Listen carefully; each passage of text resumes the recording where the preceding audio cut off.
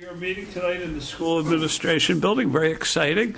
Gene, is the agenda as is? Is there anything that's going to be deferred or not? There's two applicants that have requested continuance, 2302 Turnpike Street and 1665 Great Pond Road. Okay, so both of those we will not hear tonight. Right. Okay, great. So we will start with our bond release for 316 Great Pond Road.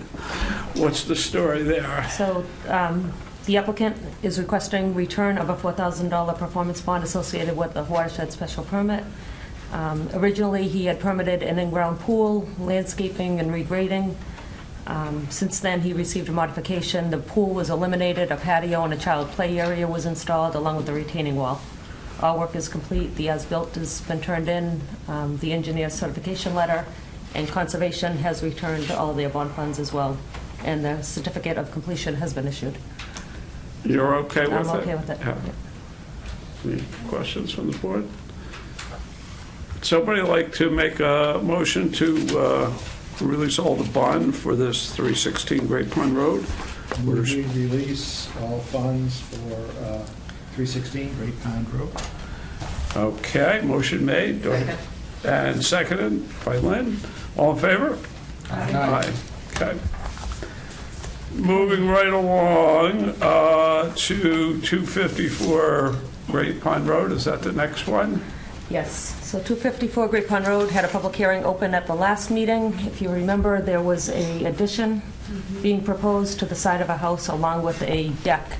The deck cantilevered into the conservation zone. The applicant has gone back, revisited the design of that, and has removed it from the cantilever over the conservation zone, stayed within the non-disturbance zone. Jack Sullivan is here to explain the change. And Lisa Eggleston has completed her review. Her issues were all addressed, and I've drafted a decision if you're ready to review it after Jack's presentation. Okay. For the record, I'm Jack Sullivan. I think Gene highlighted everything. I think at the last hearing, we were kind of going back and forth how we could deal with the deck issue, and what we decided is to take any encroachment out. Not even though the existing deck is, a portion of it is within, the new deck will be totally outside of the 150-foot conservation zone, and it will be a single deck structure which serves the purpose for their family as well. So I think we accomplished a lot of things with the new deck design. I relocated the dry well slightly based on Lisa's comments. She wanted to make sure we could get gravity flow to the dry well. She was okay with the new location. It was the same size, same, all the information was still the same in the dry well sizing. So those were the two changes. I updated the plans. I did a cover letter to Lisa, and it sounds like she was satisfied with the changes. As you turn the corner, what's the width that you have At the closest point from that back left-hand corner of the existing house to the edge of the deck is 4.5 feet. So it's not too bad. No. So even for wheelchair access, they'd be able to get through, and that was the concern. Right. Nope.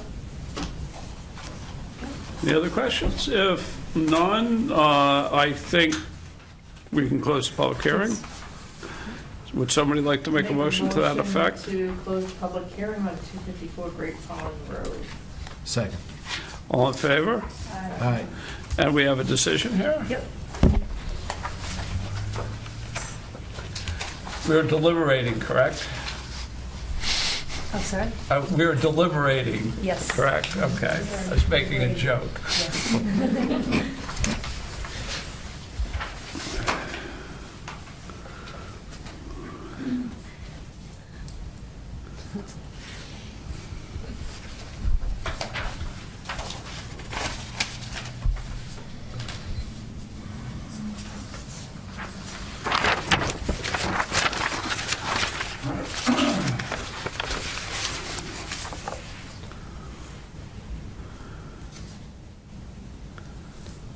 Do you have an extra copy, Gene, of the decision or no?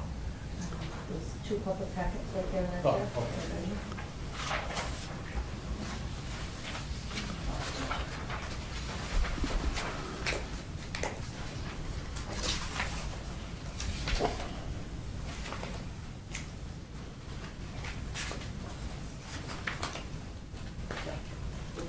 Oh, okay, thank you.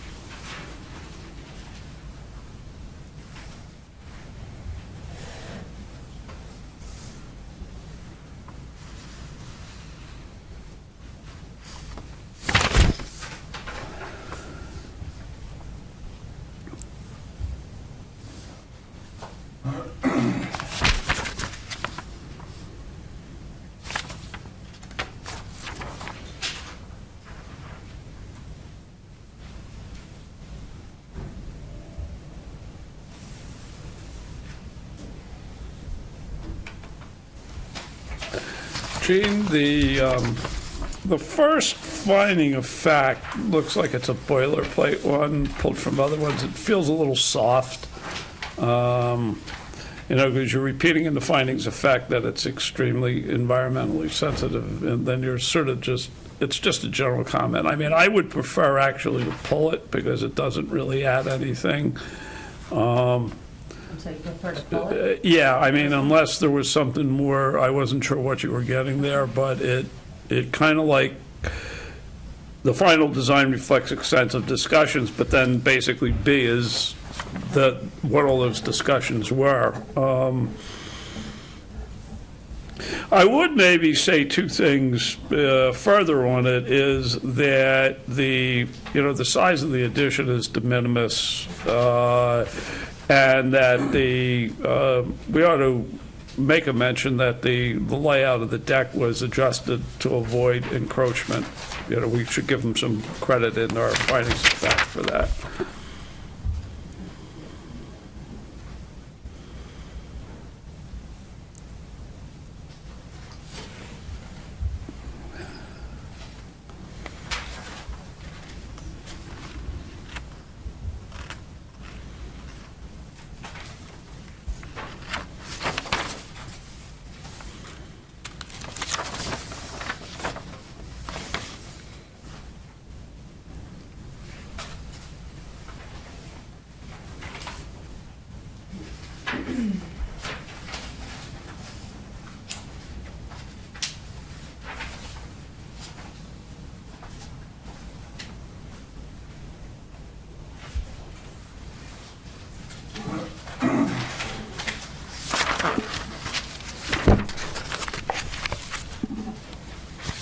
Linda, you got to find a few things. I'm not finding anything. So, on page 3, the permit definitions. 2016 is the wrong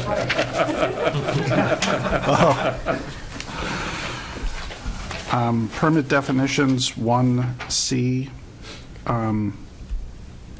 it says within the non-disturbance zone, which of course is correct, but somewhat related to your comment, John, that somewhere we note that they adjusted it. Is this also a place to say within the non-disturbance zone, but outside of the conservation zone? I mean, that was the point of really the permit here, is to say that it must stay outside of the conservation zone. Yeah, maybe you could tie the two things together. Does it make sense Yeah. to put that in there? Or? Yeah. Yeah. That's fine.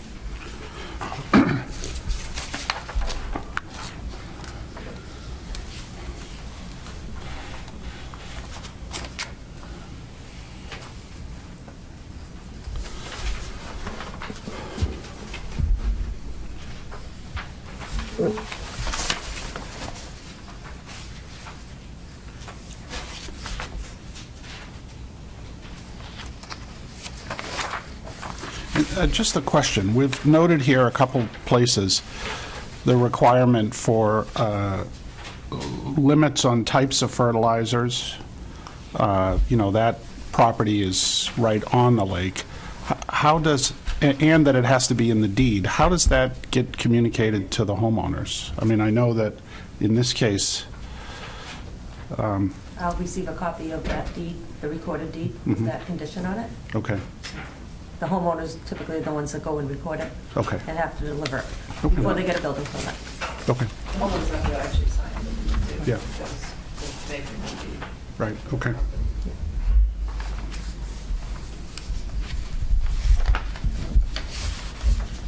I'll be in the title forever. Yeah.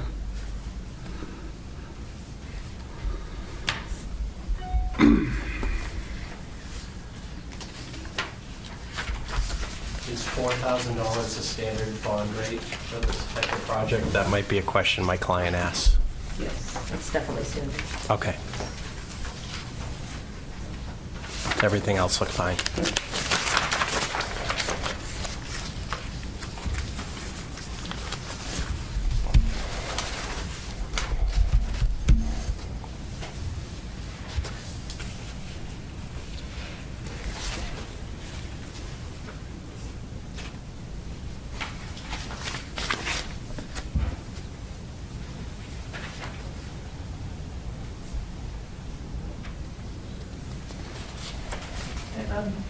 Okay. Okay.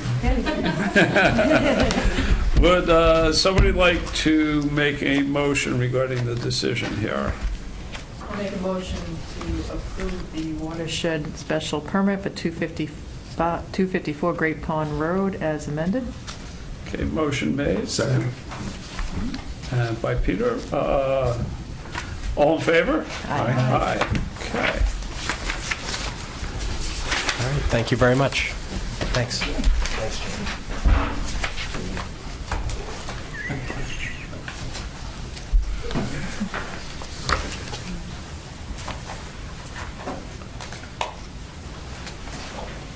Okay, the next one is 1812 Turnpike. We talked about that Yes, a again. little bit the last time. Yep, the public hearing opened at the last meeting. There was a brief review of the site plan and some discussion on the elevations. Steve Heat is here to discuss some of the preliminary changes that were made to the site plan based on the conversation. The stormwater review is still pending, so Lisa does have all the information, but the first preliminary review has not been completed yet. But I thought if we can get through at least the revisions that were made and discuss the elevations, it would be at least productive before the stormwater review comes in. And Steve Height with Height Engineering with George Tala, CNC Auto. So from last meeting, we had taken the notes we had talked about for some of the items on the site plan, so I'll just review those real quickly. We've eliminated the 6-foot-high fence around the back side of the site. We've relocated the dumpster pad so it's 20 feet from the building. Down near the entrance coming off of Turnpike, that first parking space, we've eliminated that. We've left the pavement, but we've eliminated that and just made that a cross-hatched area. We've actually added the shaded area that you see on the site plan. That's porous pavement, so the entire site in the back drains towards that, and the entire building drains back towards Berry Street.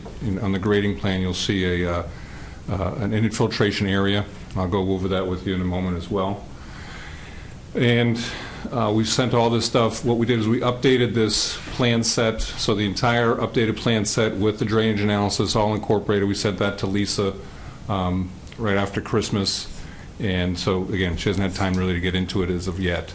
I did talk with her on the phone last week, and she's indicated she hasn't opened the package, but she'll get to it. Another thing that we've done is, Rick, can you find the landscape plan, just put it up?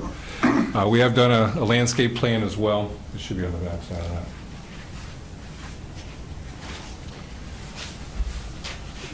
So based on the comments we had as well, the rest of the site, everything outside the paved area will be grassed, lawned. The trees along Berry Street will remain. We're not going to touch those. The areas along between Turnpike Street and the building, those are silver and red maple mix, and they're very hardy, but they also have a nice both spring and fall look to them. And the reason for that was to break up between Turnpike Street and the building, but still leave plenty of visual. So we weren't breaking sight distance off of Berry Street when they reconfigure that intersection. Put nice area out front there with all of these are New Hampshire native type species, so nothing's here that's not hardy for what we're the zone as well. So the idea was to have a nice visual presentation when you're coming down Turnpike Street looking at the building. So that's enhancing the area along the front there. So behind the building, where you see the grading here, this area here, that's actually the infiltration area. So the water from the parking lot is going to go into the porous pavement. The building and the side is coming into here. So all the roof runoff. Then the parking lot in front will continue to go down toward an existing drain that's actually underneath this part of the retaining wall in front. So, and down by the entrance, you'll see as well here, even though we're not showing the sign, but we're having a landscaped area around the sign too, and if we're going to have lighting on that shining up and so forth.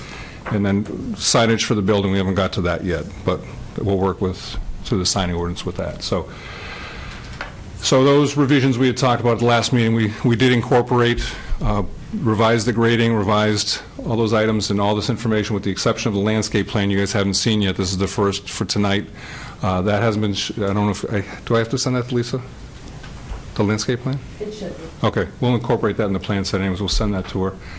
So all those are the basic changes we had talked about at the last meeting. The other thing we talked about was the look of the building. And we went through a number of iterations, and I have them all here. We went through about 6 different iterations for the building. The first one, as you recall, was just a straight industrial-type looking building.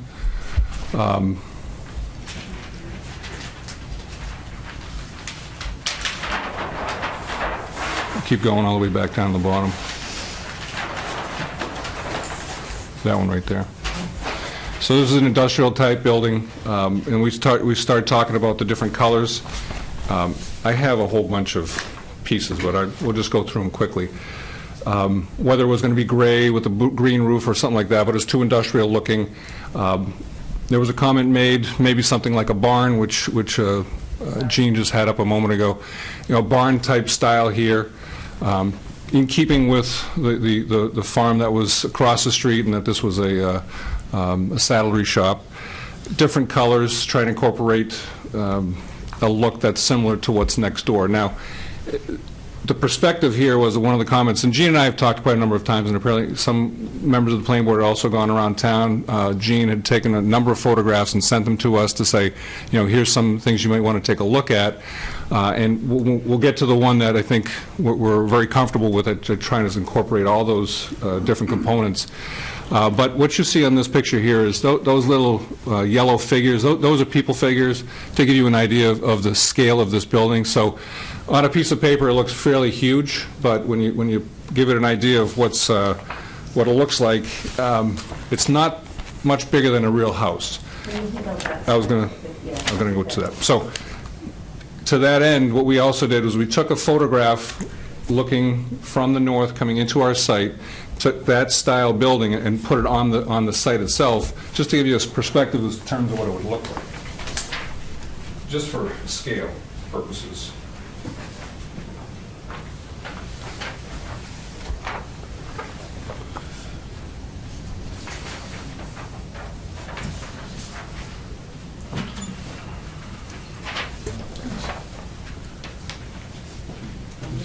I'll need it for the record.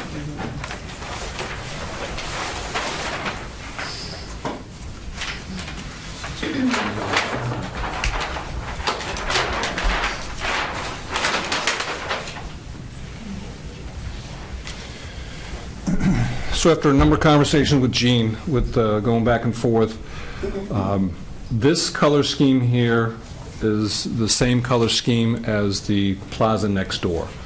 Brick on the lower side, brick pillars coming up, and then a tan type siding. with a gray roof. So what we did on this one, again, we added the gable on the side. That this is the upper left east elevation is actually the side, if you're on Turnpike Street looking at the side of the building, that's the Turnpike Street side. So that mimics the same style of the building next door. Same type of centerpiece of that building, and then just carrying that motif around the building, adding windows along the side, breaking up the edges and breaking up any expanse that you see there. And the building is only about 26 feet high. That peak that you see there is basically the same height as a house, a little higher than a house. So going through all the iterations, this is the kind of the color scheme that very closely mimics what's next door.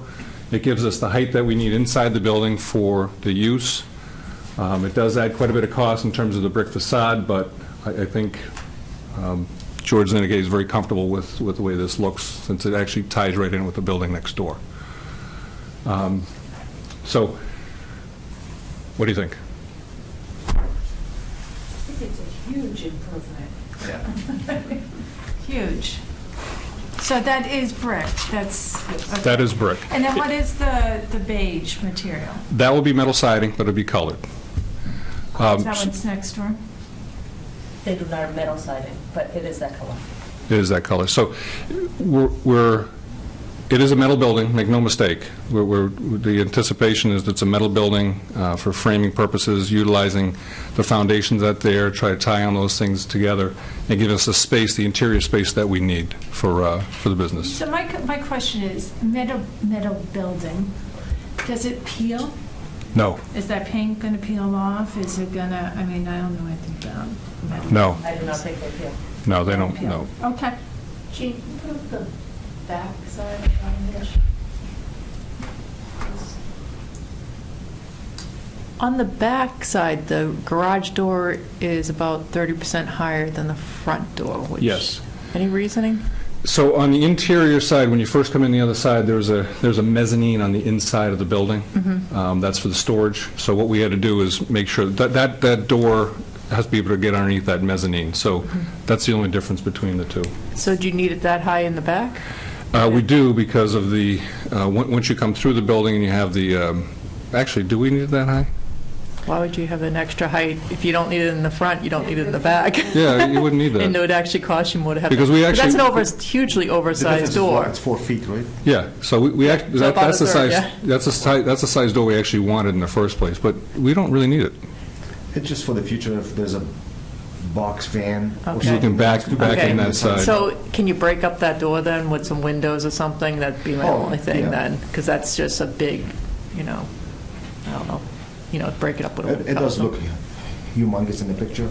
Well, it's... I think 14 feet is- 14 feet's pretty big for a garage door. Well, for the box fan as well, so a box fan could get anywhere from Okay, 10 to that 12 makes feet high, and actually, so, good question, good answer, We so can the put answer is... windows on it. Yeah, that's fine. something to break it up. Absolutely. And then the shop area over the pizza shop, you have a double metal roof. You're going to want to put some snow guards up there for sliding snow over the doorway to the pizza shop or subshop? So this side right here is actually, that's just an access egress door. Okay, if you have a double roof like that. Yep, so this right here is Okay, it's the... the primary door, That's the okay. primary door. Correct. Yeah. So everything is sloping from left to right. Okay, on but if that you have a picture. secondary door still with a double roof like that, Yeah. you probably just, We're going to do something, but we can't do it into the face of it because we're right up against the setback, but we can do something on the roof. Yeah, just the snow guards on the roof, so Yep. if this slides off that top roof and hits the bottom roof, that you're not killing someone if there is, because I think there is a sidewalk Yeah, in the back. so the actual final design for the building hasn't been done yet. Okay. Because we need to know that, we want to Yeah, get to... no, I understand, yeah. All right. You didn't like the barn. I love the barn. This looks better than that barn. This looks no, much better than beige the barn. ones, yeah. This But looks better. You like this better than the barn? Yeah. Well, I think it was just so much metal and Well, I this is like think you're so right. I broken. mean, I think, when you look at this, it looks very nice, but metal barn is... It's not Probably a little bit too achieving much. the Yeah. effect that we want. If they were going to do it in nice, wood. Yeah, well, They're yeah. not. Which, okay, so yeah, an all-metal barn versus a mixed, so, fair enough. And this is your choice? This is a combination of a lot of different, either industrial or retail type buildings that I took pictures But of. that's actually a... He tied in a good lot of components of catch it. it, tying in some of the themes from the building next door. Yes. If there's a continuity there, that's not so bad. Yeah. Gene, do you have any other photos that you took as, things to consider? I have a lot of them. We actually... I have a lot. They're on my personal cell phone. but- Now, when you say the building next door, is that the plaza next door? Okay. It's not those apartment buildings that they're building about 2 feet away from Berry Street. Right, then those two. If they have them, oh, great. Thank you. Those are the pictures sent to us. And it wasn't one individual building, it was, I took the pictures and then we talked through the different components of many different styles and trying to tie in an industrial look on a pretty main thoroughfare. Next door.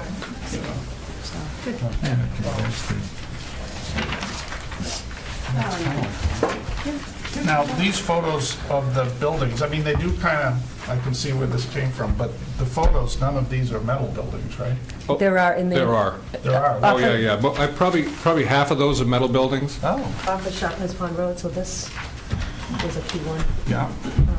There should be several pictures like that. These are metal buildings. These are half metal, the Okay. This is metal. Yeah, okay, great, thanks. So the picture, the large picture that you have is actually the picture from next door. And you can see we try to mimic a lot of those same type of features. You're not going to get the same look on a two-planar face that you have here, but that's what it does. So it does actually come out from the face of it and does give that relief. So those brick pillars that you see in the upper left, called the east elevation, those are set off of the face of the building. Those are not flush like that. So there were some things you can do and some things you can't do with the metal building, but that was kind of what we went for. So does that seem to generally?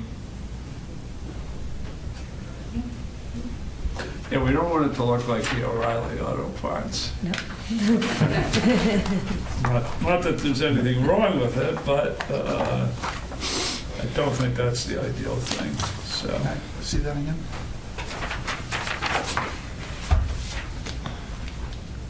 It was more of breaking up and different features from each of those pictures, Yeah. kind of. Well, I think if you just continue to work with them as they tighten up the design, and just get features that would work. I'm having a hard time visualizing what it's going to look like. For some reason, it's drawing a blank to me. I'm not seeing it three-dimensionally for some reason. So, but I understand what you're trying to do here. What is wrong with a metal barn if it had dull red paint, not bright shiny red paint? Nothing, You're actually. asking him, I think everybody else has agreed with it. Well, I don't Well, think no, so. so That's the most. So let me give the perspective. The barn, this look right here, the gambrel type look here, Yeah. gives us a lot more room inside the building. So it actually effectively, for the business in the aspect of what he's trying to accomplish, this actually gives him a lot more room. It's an aesthetic item after that. Whether, the barn look is nothing, that's it, it's aesthetic. Once you get beyond trying to fill the airspace inside, now what do you want it to look like? So which one Yeah, I say like has it. Why more? do people not like that? The gambrel, this look here, the Which is the barn barn? has more interior space, Oh, it does. just because of the way, when you build that up. That's the face bill. Yeah, but in this case, That's just all metal on the front. But the No. red part is metal or brick? no, Metal. that's metal. That's metal. Yeah. The lower part was the stone. We could make that brick in different colors. You make the whole thing, you can make it beige, you can make it whatever color you want. But, Those apartments they're building on Berry Street, now, that didn't come before us because it's a 40B. It was handled by the zoning board. But the initial plan for that, the buildings were set back, as they're building it now, those things are right next to the road, and it's really That's why the shop's gonna look like a situation. baby, the building. Yeah. Comparing to what's The- around. The building, this building here will only come to the lower part of the third floor of that Yeah. building. No, I realize Yeah. that. It'd just be nice to have something that doesn't look like. Okay, so What- Dave, you're partial to the barn. You're partial to the barn. I happen to be partial to the barn. And so we have one that's not partial to the barn, two it's not partial to the barn, and three it's not partial to the barn. We're supposed to agree on things. I have no vote.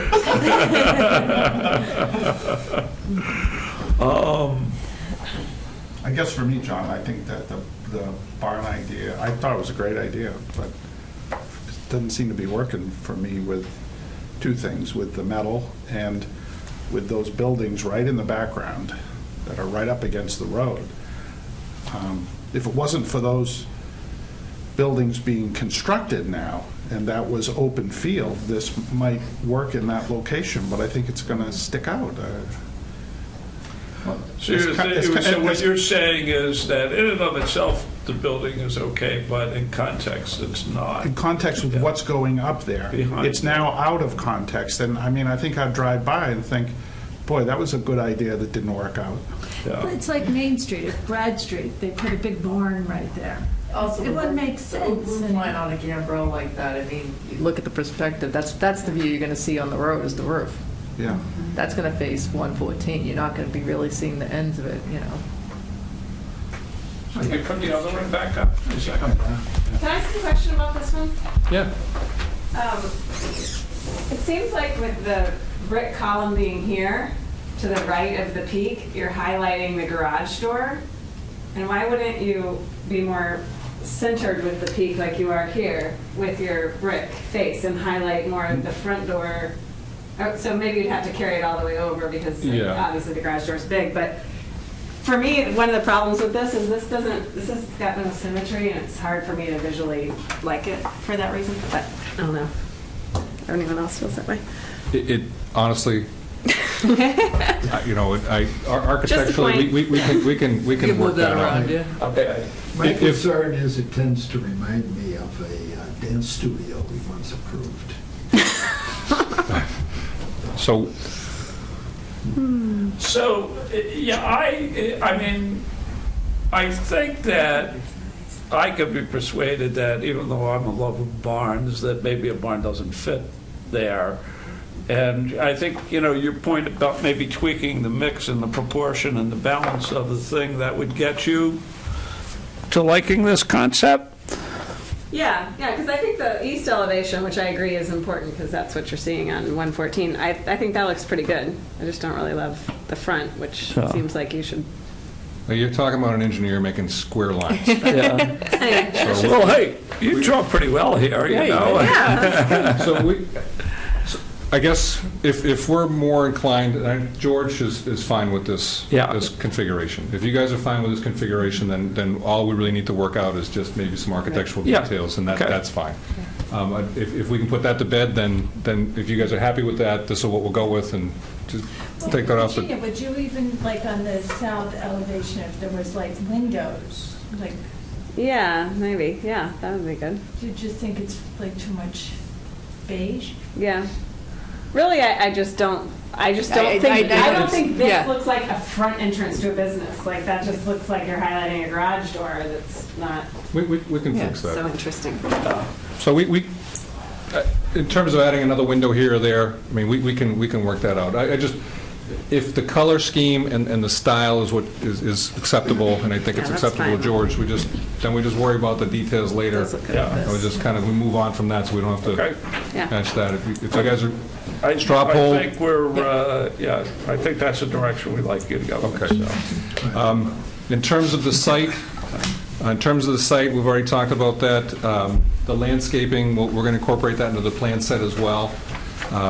The landscaping along the front, could we put that landscape plan back up?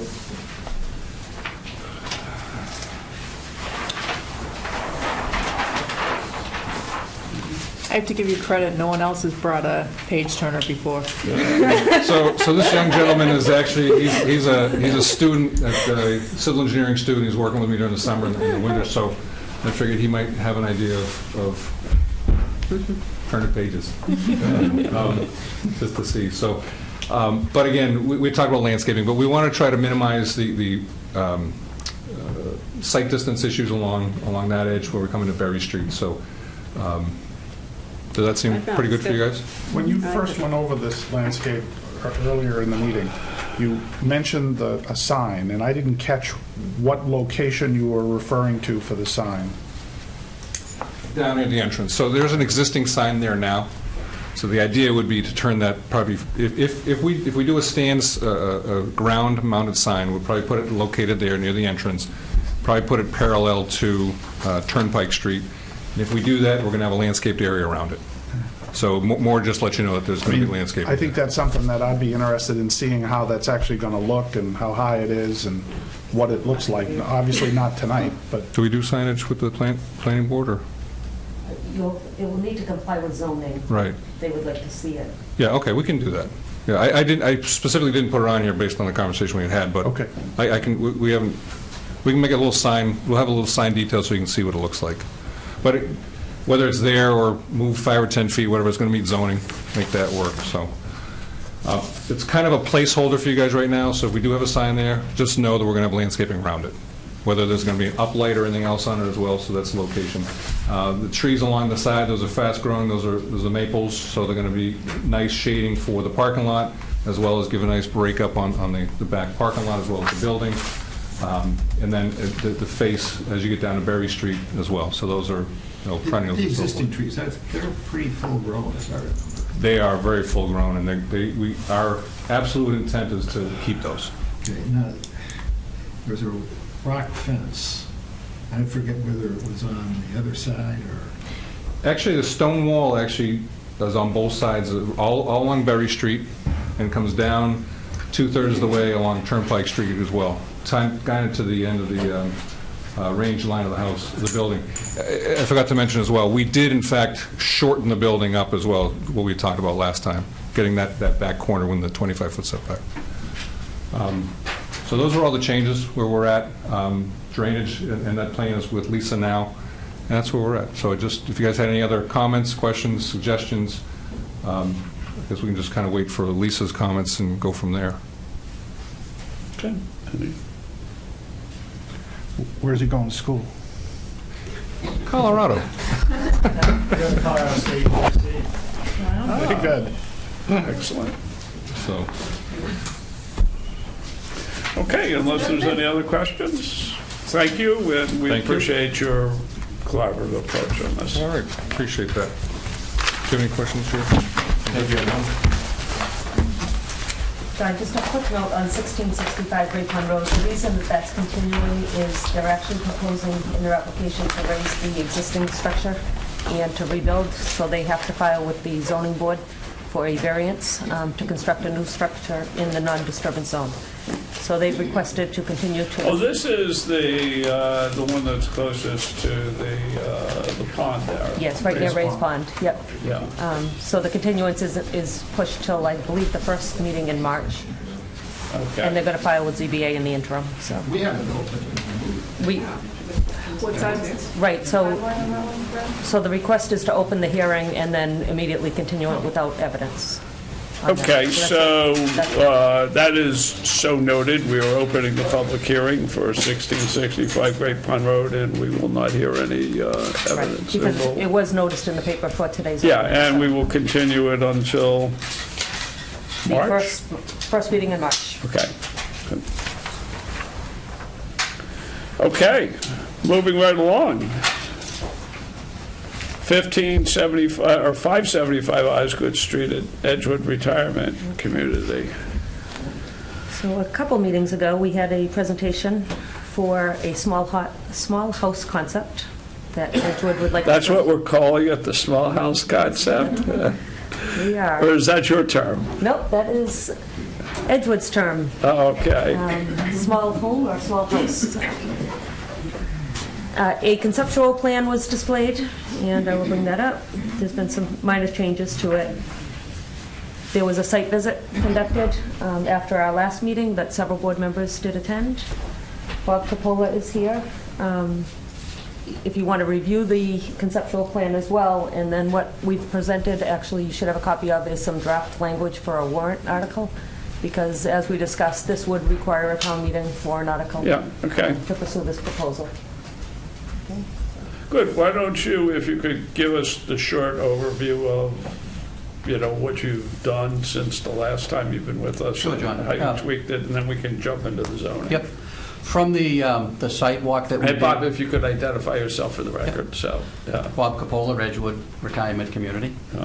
Yeah. And when we did the site walk, there were a couple of questions that you folks had asked to see some lines.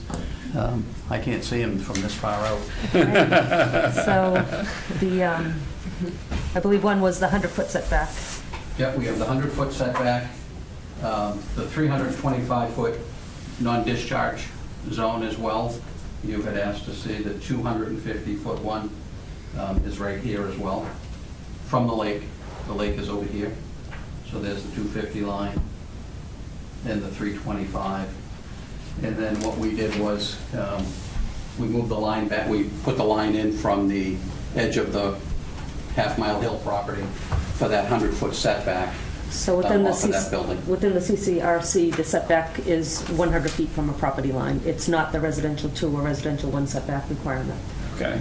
Yeah, and then we had also talked about potentially eliminating some of that parking up here.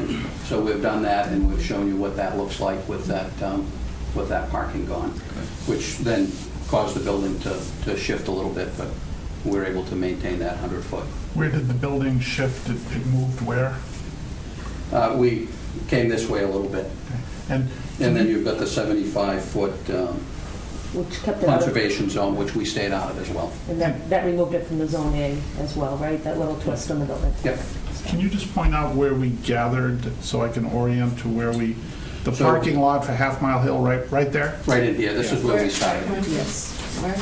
We started right here. Okay. That's where the parking is for Half Mile Hill. And then really walk down the center of the buildings, right? We did. Right, Yep, we so- walked down both buildings. With the center. Can I ask a question? Yeah. Peter Breen, 77 Gloucester Street. Just, can you just point out on the overview where the family co-op is?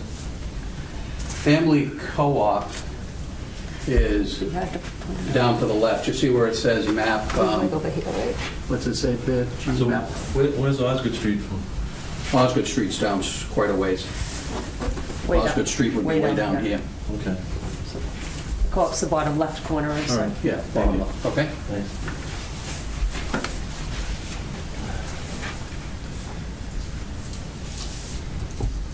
So you did move it, I mean, it is down from. Correct. Yeah, from where it Yep. was before. And what we Yeah. saw at the site visit, is it, the parking that is in the whiter shade there could be eliminated? That a lot of the mature trees could remain? Yeah. Which would help buffer Right. from buffer Half Mile from that Hill. side. Yeah. So the requirement right now in zoning is 1 per unit, which would be 40, so this would bring it less than that and would require a waiver. It would, but I mean, given that. Given the use, use, yeah. it's not like these people are all gonna have cars, so. Correct. Yeah, Correct. yeah. And what we would look at doing is, probably adding some parking within the interior part of the campus. And we would Right, yeah, you have have that a bigger, conversation. broader footprint, okay, Yeah. got it. This is a prior to 94 lot? It is, That's why it's the 325 instead of the 400? right. Yeah, okay. But we need to get to that as far as the mechanics of the warrant article Yeah. and how we'd accomplish that. So at least we know from this point where you are. And then obviously, if the zoning change passed and you propose this, we'd have to go through all the engineering and all. Absolutely. The normal Yep. stuff, Yep, and the correct. drainage and. Yeah, this is still conceptual, Yeah. as we've said many times, that this is, we've massed the building as to Yeah. what we feel the maximum size would be, so to take care of what we're looking to do. Okay. Any other comments from the folks that were out there, just in terms of insight into? No, removing the parking lot, I think, in the top left-hand corner is huge, because that'll keep the views from Half Mile Hill. because they'll be able to keep the trees. So I think that's a good move, even though. And I think one of the other questions was how much space we thought we'd need around the buildings for construction, and we're figuring we could stay within that 30 to 40 foot range. We shouldn't have to go beyond that too. Yeah, it was how much tree cutting would be around. So we're looking maximum 30 to 40 feet from the edge of the building footprints. And if we could keep it tighter, we certainly would. But that's the maximum that we figure we'll need. And then within that space, that would be what, planted lawn? Yep, at this point, I mean, we haven't gotten to that point. We could put trees back in, we could do anything at that point. But some of it will certainly be lawn space because folks will be outside, enjoying the outside of the facilities as well. But given the, John McMeeking with SMRT Architects and Engineers, given the sensitivity of the site, we'd probably want to be doing more plants that don't require fertilization and herbicides, pesticides, that sort of thing. So, yeah. Fair enough. Now, the roadway going into the lot is now, what is it, the gravel, crushed stone or whatever? Yes. Are you planning on doing any work there, or is that going to be a concern with delivery trucks and everything, where that's not a necessarily 100% plowable surface or anything Well, come I think winter time? when we were talking, I remember we were close to that wetland along that stone wall as well, and we would look at orienting it coming back out towards the... Okay, so you are going to try to connect it, okay. Yeah. I was going to say, because we'll want to have a paved access. yeah, I was going to say, you wouldn't want to be Yes. driving Correct. So we would- ambulances, Yeah, we would turn that and come out into that grassed area where we walked across Okay. for the entrance. So if there's no more questions in terms of just the concept plan, let's move to the zoning proposal. And if you could perhaps talk conceptually about how you went about it and then get into the specifics, that would be helpful. So. Paul Hedstrom, Hinckley Allen, helping with this initiative with Edgewood. We have enjoyed and made some significant adjustments in our thinking working with the professionals on the board, and we're talking about minimal changes to the zoning bylaw as a concept at this point. We need a density adjustment, 250 to 290, and we need relief with respect to the R1 property. And just an informational only, I brought copies of the plan that shows the pond pasture property that's the subject of this. Just be careful on all those wires. So you can see the easement that's part of it. So the idea of in the CCRC, R1 is permitted for CCRCs, no improvements on the R1. That's a prohibition. We've had SMRT do the calculations, and what you see in the concept plan, you're dealing with a piece of property that's 20.3 acres, and you're dealing with the footprint of the two buildings with the parking pavement is less than 7% of the R1 property. So we're introducing a concept of allowing development not to exceed 7% of the R1 land, which is what this project addresses that, meets that. So as far as the locus, just so everybody can get orientated, the Edgewood parcel is outlined in yellow here, which it's split between the R1 and the R2 zoning.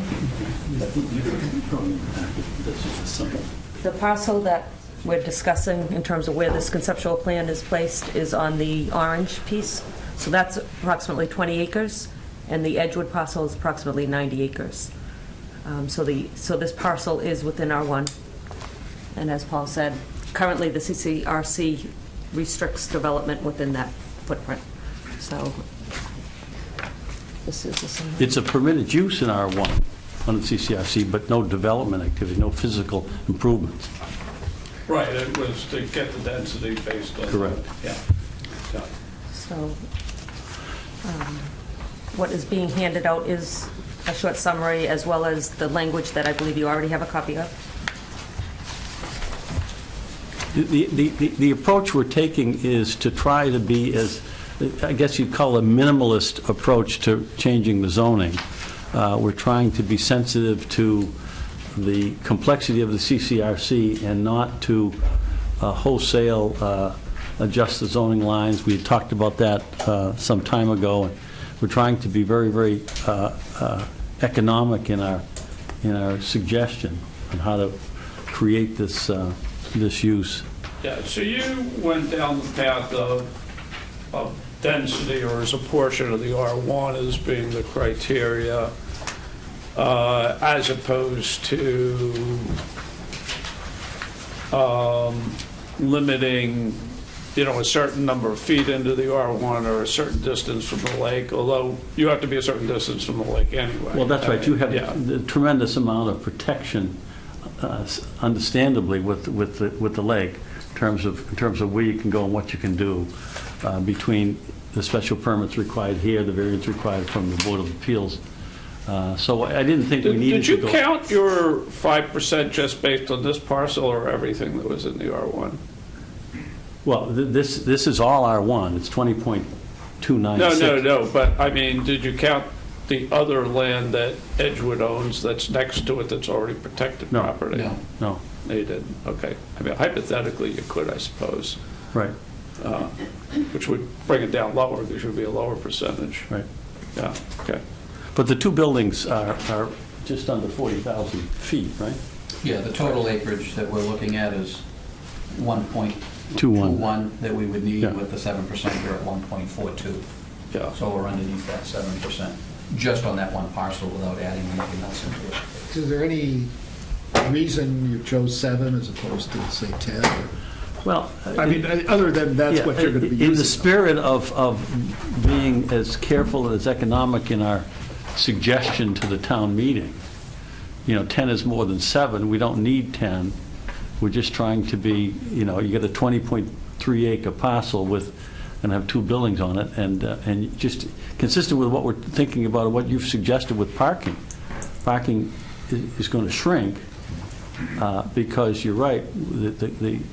The clients here are not going to be driving, even though zoning requires 40. Let's leave the trees as best we can and have less parking, less building. Certainly can put 10 in, and it makes sense to put in 10. It's a round number. I was just wondering. But that's the thing. I mean, my argument would be to go the other way, is that if you write it as such a way, is because all the land has to be contiguous. It all has to be, part of the thing. I would say your R1 parcel is both of those pieces, the existing one and the new one. Are you going to be, by the way, are you going to do, the guy who taught me everything about Form A lots, are you going to take that parcel and Form A it into the other stuff, or are you going to keep it separate? Not yet determined. Yeah. Well, we like the pre. If they do that, then there's a 400-foot buffer, and then we can't. We like the pre-94 Yeah, okay. lot. Yeah. But I think the dimensional setbacks from the interior line, you still have at 30 feet, so those would have to go to 100 feet Yeah. from that property. No, but it's part of the same, well, I think we can talk about some of that, but my view would be to take that percentage down from 7% to something lower by looking at it as a percentage of the combined two parcels, because it's all in common ownership. It's all I mean, because one frankly,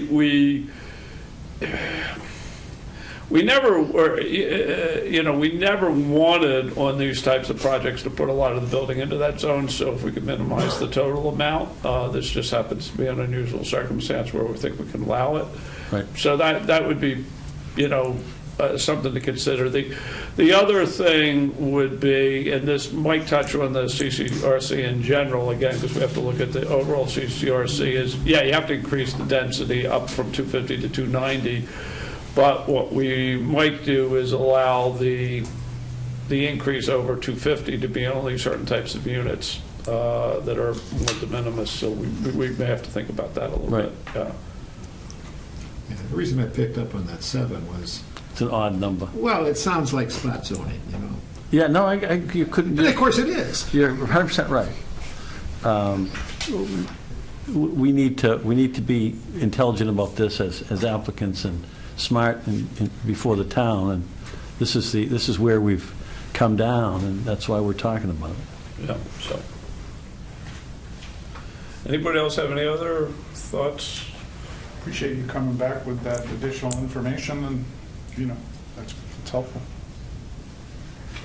So are we concerned about the 250 to 290, or if we round it up to 300, or whatever? Are we concerned about that in any other projects in town? Well, that was my Potential? point, Right. was So that that- I would be inclined Oh, to you put a put that- caveat that any premium over 250 might have to be a certain type of housing that is, because this, Not necessarily de minimis, that's sort of a...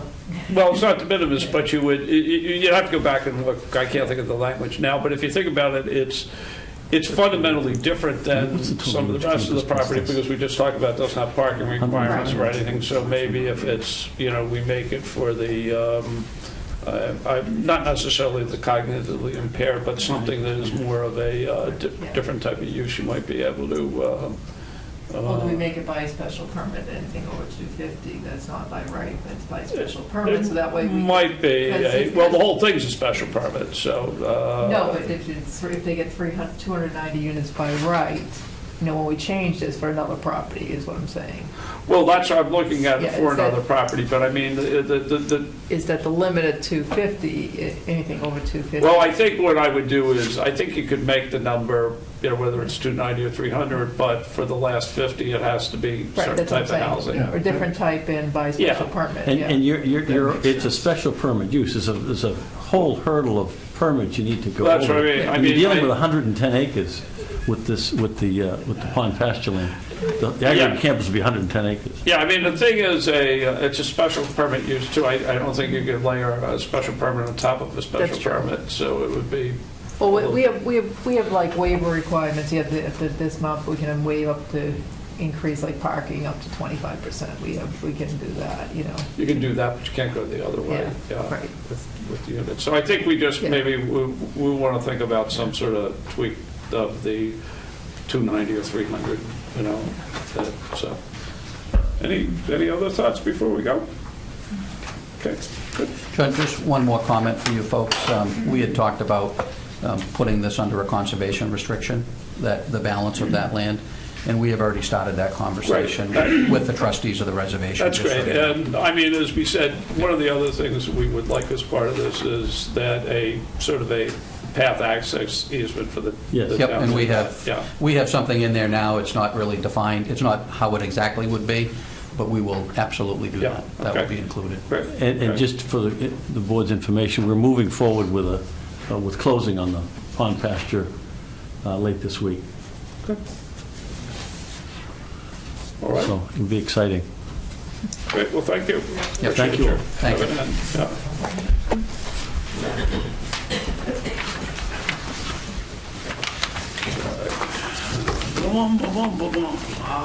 Okay.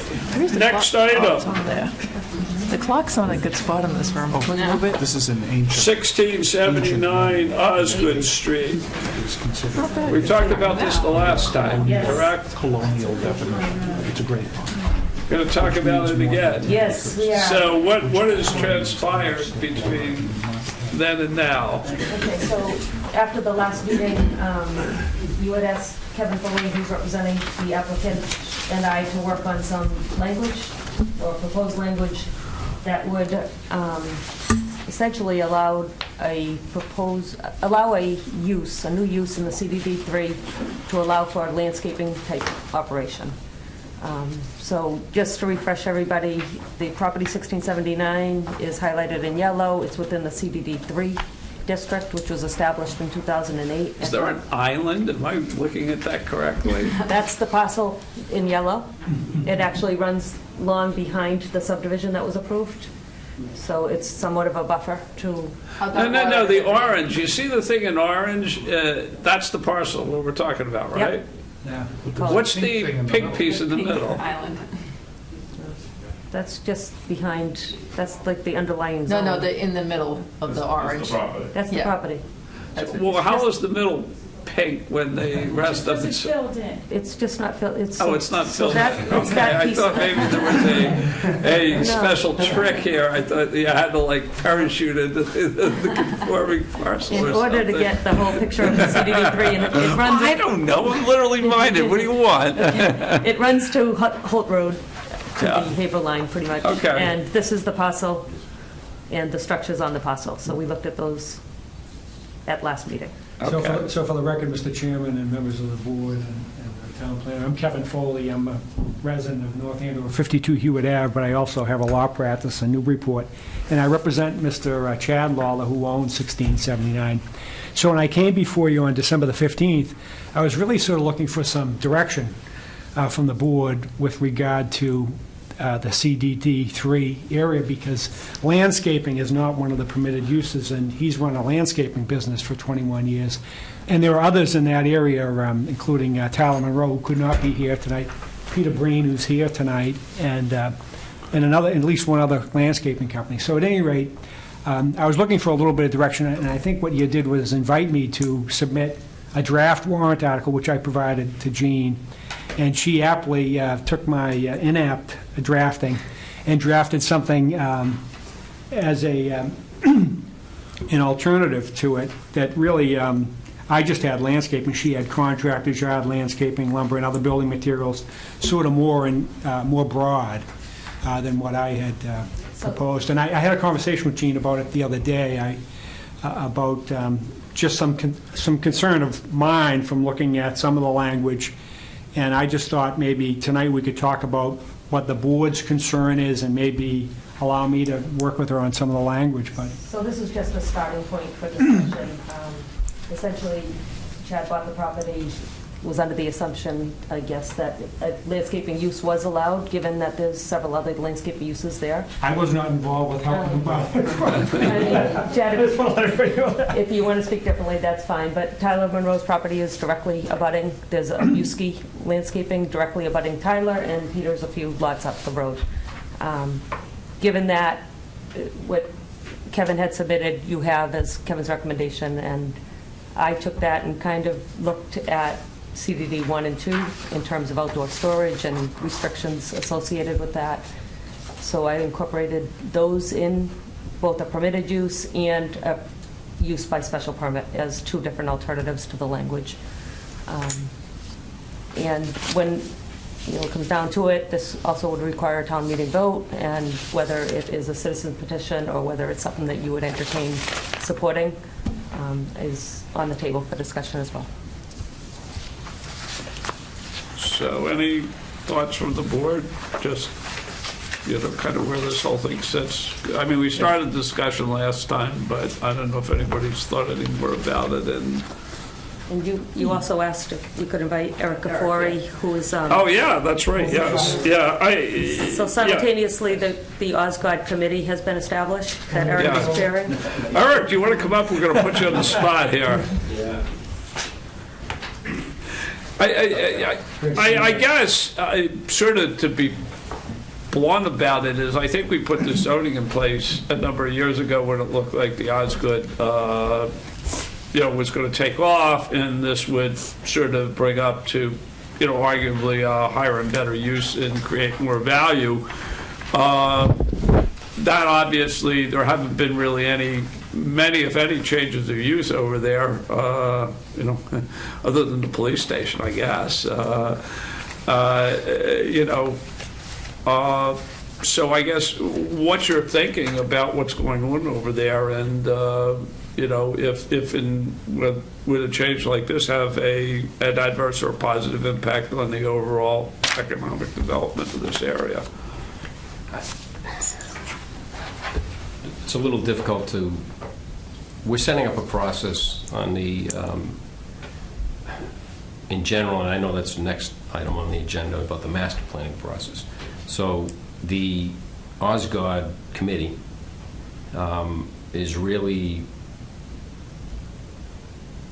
sort of a jumping off point into that master plan along, and I'll get into another part of that, which would be the recodification of the bylaws. But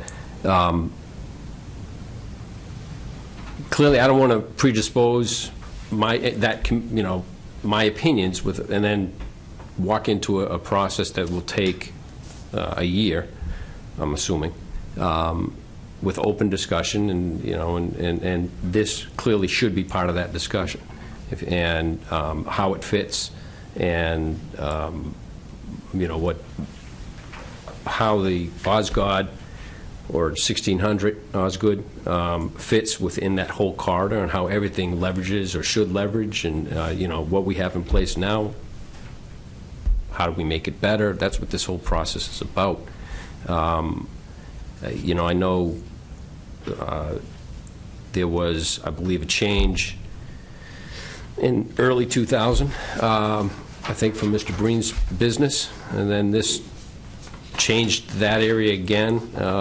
You're right, I think, in step with the overlay district, right? This zoning came in place, and they put certain things. I don't know what that thought process was, and why landscaping, frankly, wasn't included at the time. I actually think they discussed it, I think is what Tyler Monroe said, but somehow that industrial use is what they call it, didn't make the final cut. I don't know what happened, but it's not part of the 40R, is it, Tom? No. It's not part of 40R, is it? Landscaping, no. All right. So, how does it fit in? Or I want that process, frankly, to unfold and have that open discussion and see. In the interim, I know, frankly, that's not necessarily what Mr. Lawler wants to hear, and I get that. We have landscaping businesses that are doing fine there. Yeah, I mean, because from my perspective, if we thought change over there was imminent, to go for some of these, what I'm going to say, perhaps more intensive uses that would have a higher value, you would say, hey, maybe we don't want to do this because it's an industrial use. But frankly, if that's not likely to come, and not likely to come for a period of years, it doesn't seem to me there's any harm in doing this, especially since there's probably more landscaping there than there is any other use anyway. Mm-hmm. So, because after all, if somebody did come in some years down the road and offer big money for the land, it would turn anyway. Right. Yeah. I was thinking in that line, if what we hope to accomplish at 1600 and what we've hoped to have accomplished, obviously, through the overlay, does come to fruition, I think, Mr. Lawler would look at that land in a different way as well. So, in the interim, I don't see anything harm in it, certainly in the interim, And I don't know, even beyond that, if it would have a detrimental effect. I don't know. I'm not trying to talk against it. Down to the edge of the line, we've got places where they're dumping mulch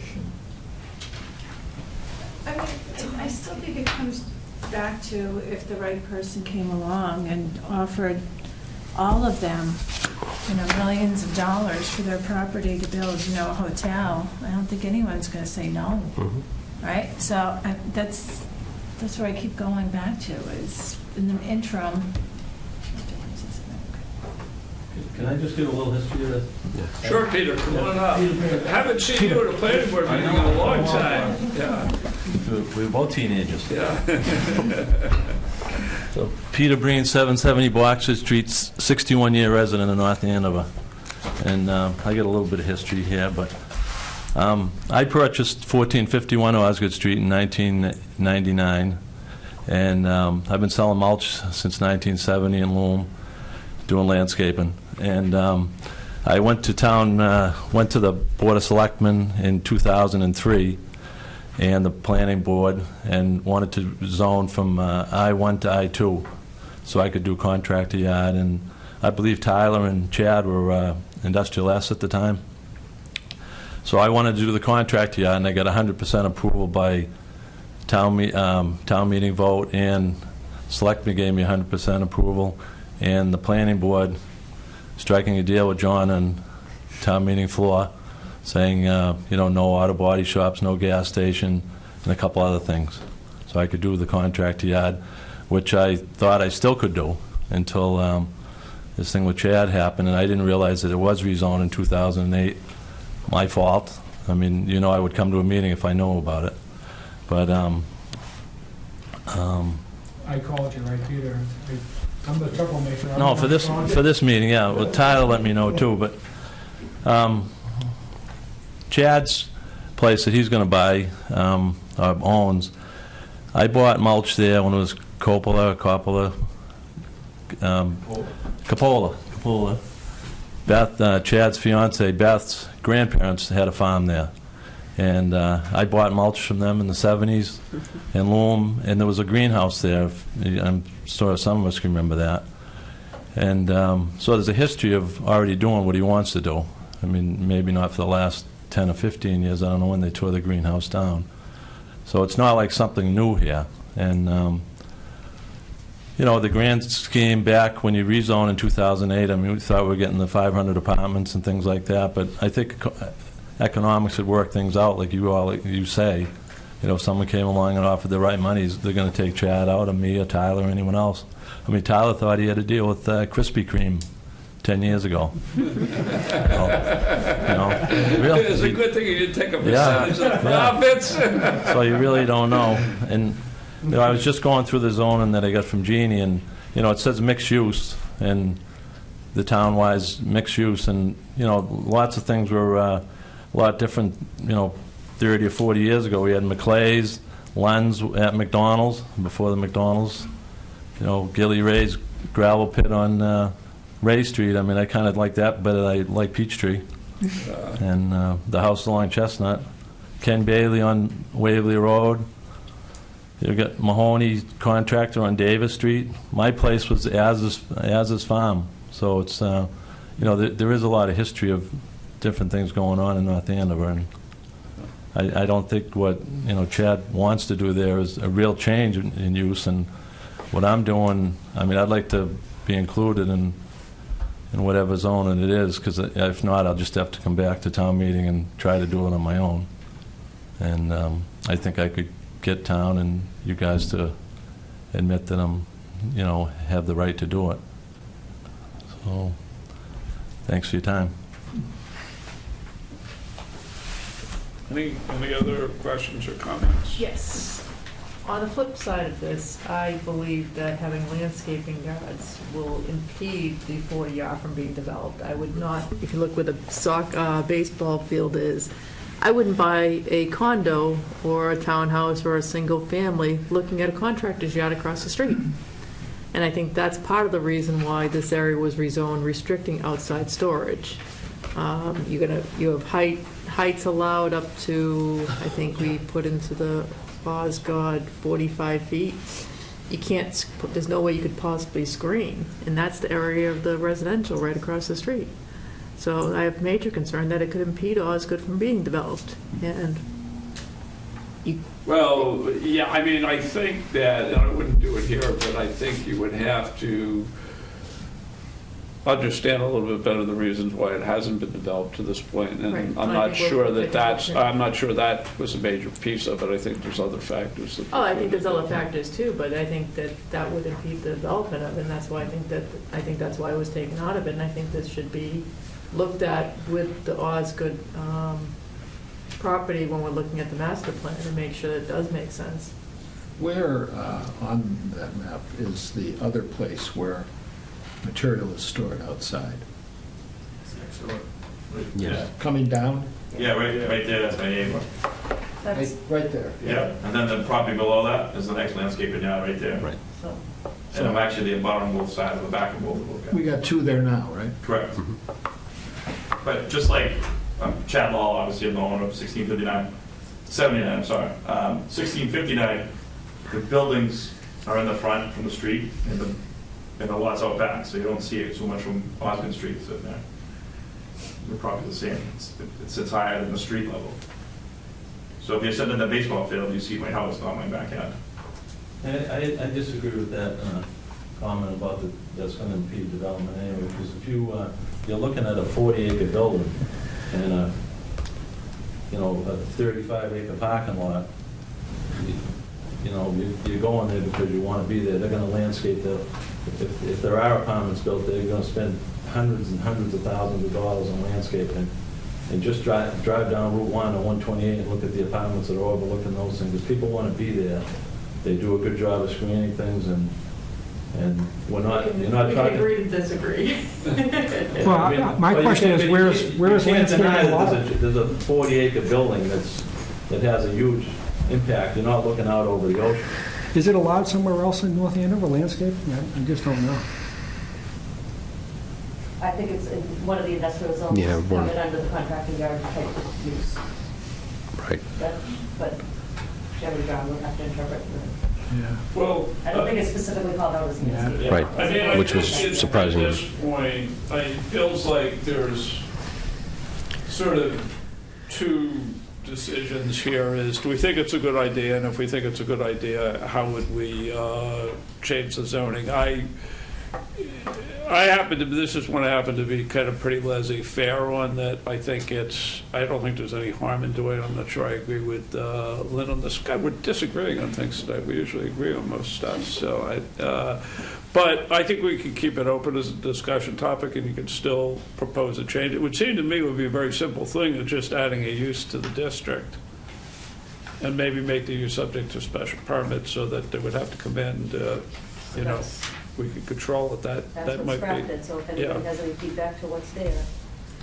I incorporated in CBD 1 and 2, which is along Turnpike Street, there's a lot of restrictions because they abut residential areas. Well, yeah, and which I this think the does other as well. thing there is it's so narrow a space, you know, they don't go back very far. But there's requirements for screening and Yeah. either fencing or landscaping that screens any outdoor storage, so I've pulled from other pieces to incorporate it in this Okay. zone, that if you did want to go that route, alternative 1, I think, leaves a little subjectivity for the planner, as opposed to alternative 2 requires it by special permit, which obviously makes it more restrictive, but it allows for it to at least be a use. Oh. So it's, Okay, good. Everybody okay with that? We can go back and revisit it. We So, still have yeah. time, and we have time to decide whether we're supported predominantly or completely, and whether we want to propose it ourselves. Just one question Yeah. while we're here. And just looking at the alternatives, in 19B, the goods, materials, and products permissible for outdoor storage, display, and sales hereunder shall explicitly exclude automobiles, motorcycles, and other wheeled vehicles. So I assume you understand then that the trucks that deliver what you're going to sell can't sit on that property. What? The trucks that deliver the Yeah, material. not my trucks, you mean with delivery trucks? Well, or your trucks. That's what this, Well, if I have a contractor job, my truck would stay there, so I don't understand that part. this is for sale of those type, But- this is speaking to for sale of automobiles. Exactly. Yeah, I don't sell, yeah. oh, He wouldn't be selling those. I'm not opening an auto dealership, that's what you mean, right? It's well, okay, the goods would specifically exclude, okay. Not I actually exclude have parking. concern about 19A, because if it's visible from a residence. Well, yeah. You know, I don't think that, I know that Mr. Lawler doesn't want to sell anything retail. I know Peter does sell retail, so I don't want to stomp on him, but the nature of being a landscaper or a general contractor is that they're going to store some materials there, like crushed stone, sand, loam, stone dust, mulch, maybe even some cobblestones and things like that, to service their clients. That's just the nature of a landscaping business. So I don't know if there's any way we can work around that language. But it just says it can't be visible to residential use, so they would have to screen it properly. Right, okay. Yeah, I mean, because that would come into play in the back, because we live in the back here, so that would be. Right, so it's just saying you can't have it sitting out in the middle of Right the on. front yard. Okay. Yeah, there's no problem with that? Yeah, well, okay, well, we're Thank- going to go back and forth with this, but, you know, this is a good discussion. We'll continue to look at this, and we'll make a call at the next meeting or two. So, That, John? What's the next step? We just have to, we have to make a decision whether we support this ourselves and want to bring it as a planning board article, or whether I hope you'll there's sponsor- enough I hope difference you'll of sponsor- opinion in the board that we would think it would be better to do it as a citizen petition. Thank you for your action. So if it was a special permit, is that maybe how you're leaning? What does that mean? It would have to come in? It would just mean sort of like similar to what you have to do for site plan review. You gotta come in and say, this is what I'm gonna do, and this is how I'm gonna do it. And we say, put the dumpster here, and, you know, do the drainage like this, and blah, blah, blah. So, Parking, screening, those kind of things. yeah. So where I've already been doing this, so obviously I got it rezoned in 2003. So I assume that You're a pre-existing non-conforming use. but that means if I sold it, then that goes away. If you stayed exactly the same, I'm not sure. You can sell it. What? You can sell He it. can sell it. Usually. And if you continue the same use, it's fine. But if you change the use, and then in 2 years you wanted to go back to the use, you couldn't do it, the way we're set up today. Okay. I thought it was just grandfathered if I had continued on. No. The use is grandfathered. Thank you. Yeah. Find another grandfather to sell it to. Yeah. So, okay, good. Thank you, guys. Appreciate you all coming in. Nice to see you again, John. Yep. Yeah, good, Peter. Great to see you. Hope the family's doing well. Yeah. Likewise. Yeah, I will. I will. Take care.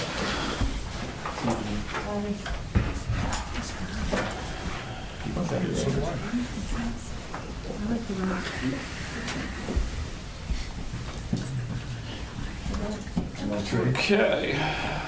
Suggest. There was two. So Eric, did you accomplish, discuss the master plan and bylaw review? Sure, Do you I'll- want to add? No, I haven't. Real quick, and I appreciate the invite. It's actually good timing. Obviously, the conversation about master plan, revisiting the master plan, came up with the Osgood committee. And one of the things the town manager has set the goal of updating the master plan over the next 18 months, and we're budgeting for that. So we're in that middle of that budgeting process, and we realize, obviously, the master plan process is under the planning board, gets accomplished through this division, and so we want to make sure we have enough, the budget for getting the resources, the technical resources. As you can imagine, I know those who've gone through it, it's a pretty involved process. Yeah, well, yeah, it is. I mean, since in the time that I've been on the board, we've done 2 of them. We did one that was called the Balance Growth Committee. That would have been in the probably in the late 80s. And I'm trying to remember who was our consultant for that. And then sometime in the 90s, we did a full master plan process, which it probably took 1.5 years or longer. And there were, fortunately, a couple of people in town who volunteered an enormous amount of time to it. But the idea was that it was a very public process. You know, they sent things to all the people in town at some time for feedback. Lots of public meetings and so forth to solicit input and and I'm trying to remember. I think it was more of, a master plan implies zoning, but it's more than that. But since then, we really haven't done anything. So it is ripe for that. The master plan was at the May 2000 town meeting. Yeah, so that would be, It's yeah. been So 16 that years, feels basically. right, yeah. By the time we're done this process, we'll be 17 years, Yeah. Yeah, it just, you're right to think it's going to take a lot of time and effort, but I guarantee I'll have as much time as you think it'll take. Take more? More. Well, in line with that, one of the first things, in addition to the Osgood committee, and if we want to get into the purpose of that, I will, something we can do now, rather immediate, sort of a first phase is recodify the bylaw. That's not changing the bylaw, it's just really cleaning it up. For someone like myself, the last year has been, for those of you that have been involved in it, you can turn and know where you're going, but for the average person, it's a difficult document to kind of navigate. So it's usually one of the first steps you would do, because you're right, zoning is a critical part of the master plan, but it's only part of it. So yeah, I mean, I think a little bit is that it's, there is a little bit of element of chicken and egg there. The problem I think we got into with the zoning is that every time something new came up, we'd slap on another district. And, like it's the CCRCs and, and to some degree, you almost have to do that because some of the uses are so unique that it's hard to fit them. But collectively, like when we got into this tonight, the CCD 1, 2, 3, 4, Right. everything it was almost like, okay, this neighborhood needs something, let's figure out what it is. And so it would be good to have somebody step back and see if we can kind of rationalize some of this stuff and maybe streamline it and pull some pieces out and simplify it. It'll be harder than I think people think, but it's well worth the effort. I think that's something we can do immediately. I can do that this fiscal year. I think Some pieces of it you can, some pieces you can't, True. because they tie into some of your broader economic development proposals, I mean, because fundamentally, part of the problem is that if you're looking at commercial development, inevitably you're going to be focused on 125 and 114.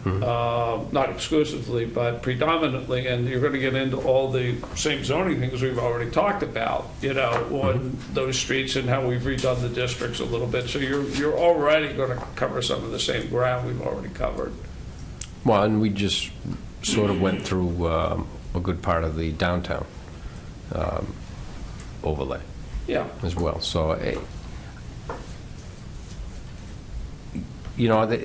the whole thing, and let's look at Osgood, for instance. You brought up the issue. It's been in there since 2007. Obviously, we need to take a look at, we should be doing it all along, but take a real hard look at is why we haven't gotten the development.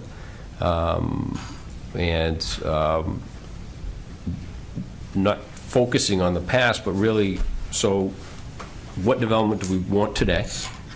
Do we still, are the components of it, are 530 units or this, look at it holistically and say what parts still work for us as a town, what don't.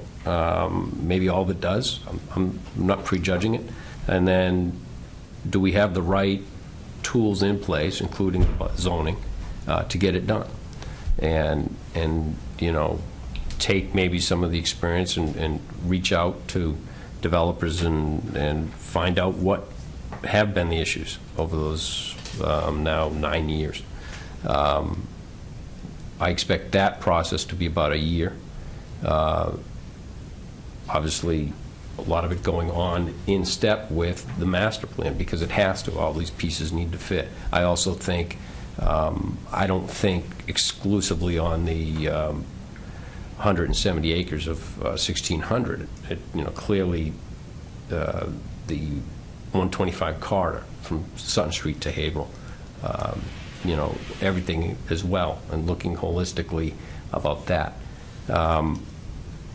Certainly anticipate, 2-3 public input sessions just on that alone. 2-3 meetings, obviously, with the owner.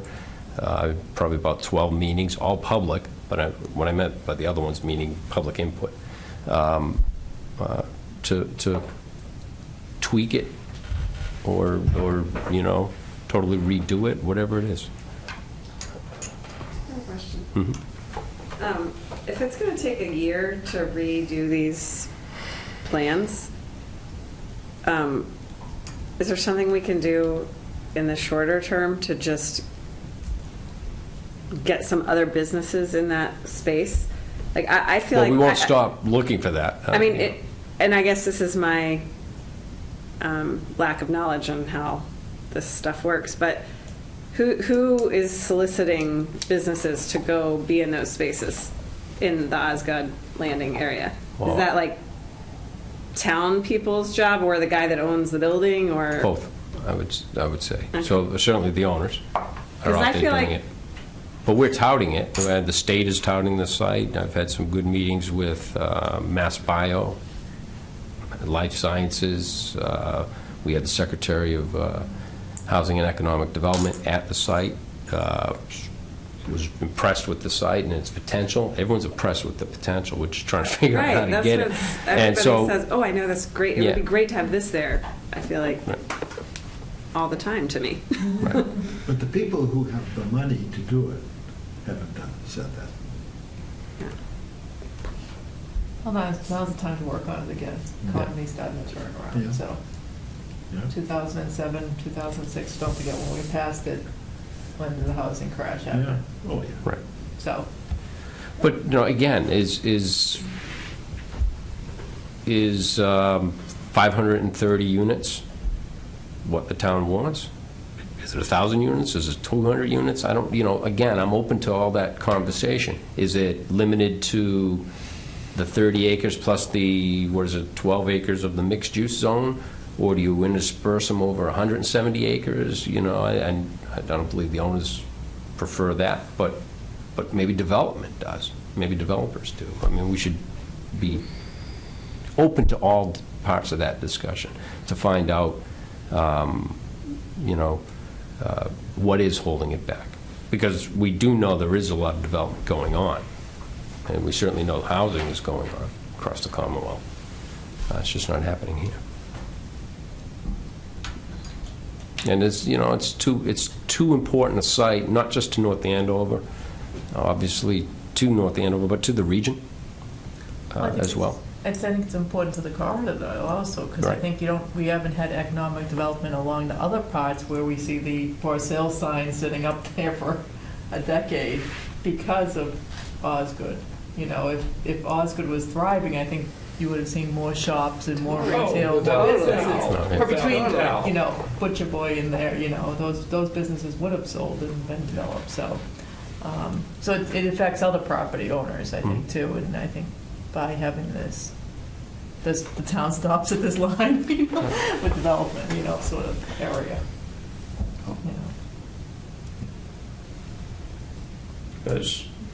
So what's the forum if people in the community say to me, because I feel like I'm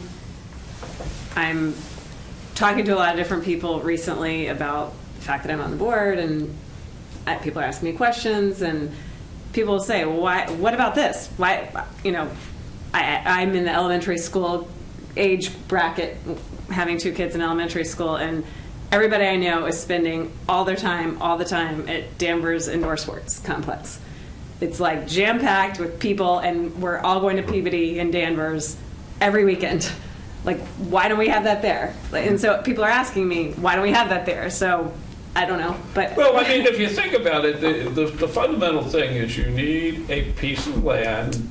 The land needs to be zoned for the use, and you have to have an owner of the land that's willing to facilitate the development process on that land. You need all 3 things, and in some cases, it could be any number of different problems. I mean, I think the town plays a role in terms of economic development to facilitate it, but you can't have a heavy hand on it. I mean, it's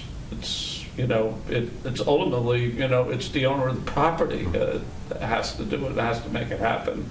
I mean, in the same way, look at, for a good example of where I think you get some real creativity in terms of development processes at Davis and Farber Mill. That, you got real imagination and part of the developer, a lot of good thought into it, and you see things happening there. But that took, 50 years to come about, though, too? Well, it did take an awful long period of time. Yeah, you had the right totally. owner who was willing to be very creative about it. So, I mean, it's really the owners. I mean, the answer to these people who are asking me, what do we do? To whom do we voice our opinions and whatever? Well, one I mean, is one is the business owner is, hey, you know, we come all this way, but Yeah, then of course, why don't you but of go course, get a but franchise of course, out there? you're driving already to their business, so why open two shops? You know, that's Yeah. which is what happens is if they have enough Yeah. demand, they can dilute it and not be profitable. in I that mean, location. you know, to give you some context, another big parcel, and arguably in some respects a better parcel to build on is all the Fregetta land, because there's no existing structures when it was a farm. And so there's basically nothing there. About 15 years ago, there was a proposal to put a hotel and some retail and stuff in there, and we passed it and approved it, and it fell apart. Never happened, and nothing has happened on that property since then. So, we have some disadvantages compared to Andover. I mean, there's a reason why Andover has all the large companies. It's because they have direct access to the major highways. We don't have access to the major highways. That's a disadvantage. That's a distinct disadvantage. Definitely. It is. I will say that people I've talked to at the state and like Mass Bio, the proximity to 495 from two different angles it works. Yeah. The commuter rail, if we can get right development there and we get the stop there, that would be huge. Mm-hmm. And frankly, the airport for international bio companies. Yeah. They were shocked. They said, "Where's the airport?" You said, "It's right here," and I pointed to it, and I said, "There it is." And so, as we said, planes, trains, and automobiles right there, so that makes up for a little bit. You're right. Right. No, you're right. But, I mean, but being right off 93, it's not a slam dunk to get a train station there. I mean, no, it isn't. It would be great if they could, but I think for the right development, it would. In the right development, right. Yeah. Change everything. Yeah. So You'd almost have to close Bradford train station. that's what they would do. Well, they were discussing that, I believe, last time, right? Yeah. So if the trains don't run off the tracks. Bradford. Thank goodness I worked at home today. I think it was the train I take. So. Okay, anything else? Nope. So, good. Great. Okay, Eric, Thank you. Yeah. And Happy New Year to everyone.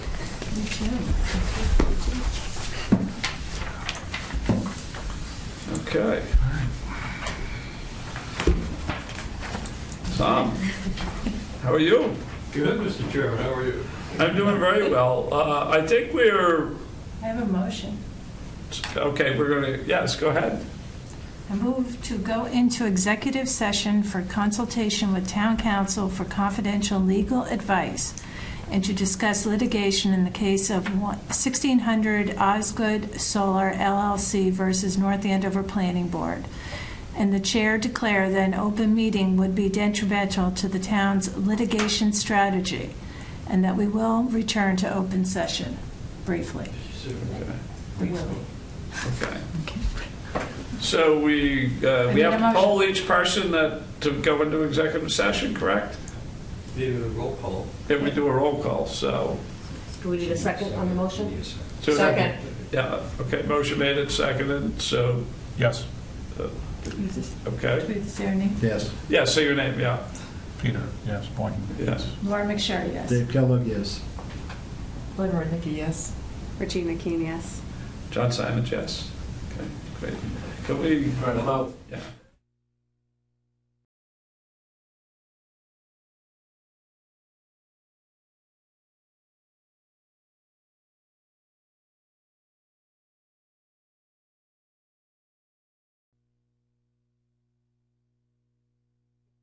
I'll make a motion to approve the December 15, 2015 meeting minutes.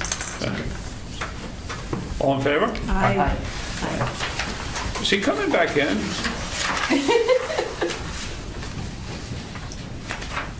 He's busy.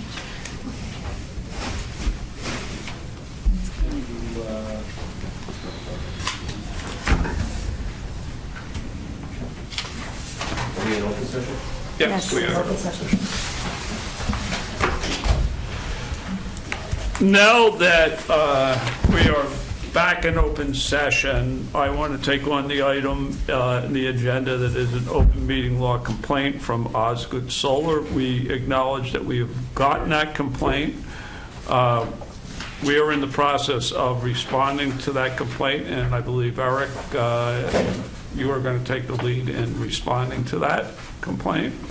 In addition, the board is planning on scheduling an agenda topic for its next meeting to have a discussion to reconfirm the prior decision on Osgood Landing at that next meeting.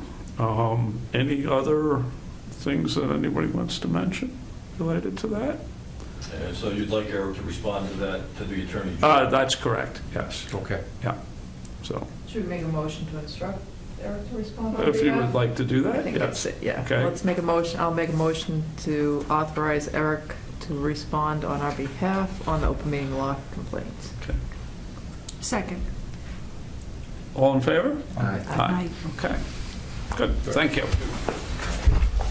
We have a motion to adjourn? I'll make a motion to